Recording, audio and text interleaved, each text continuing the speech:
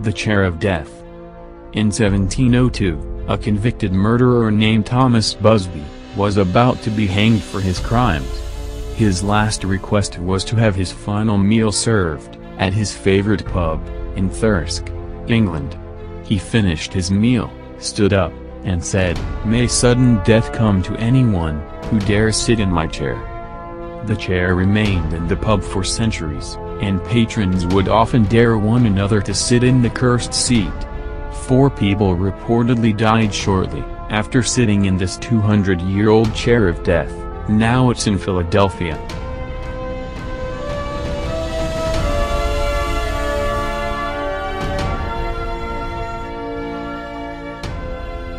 The Haunted Mirror.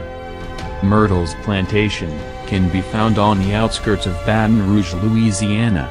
Down the years, this 200-year-old, 10-acre plantation has served as a family home, but these days it's run as a bed and breakfast, and is a hotspot for paranormal tourists. Every night at 3 a.m. a total of 15 ghosts come out to play.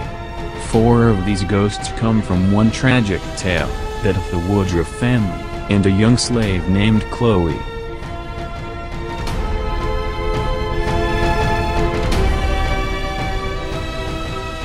The Possessed Bunk Beds.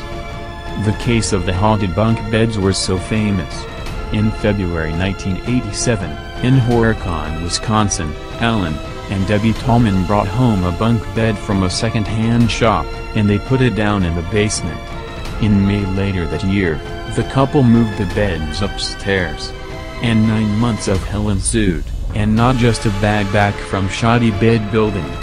From the very first night, the bunks were in their new room. Things quickly escalated, from wacky to just plain creepy.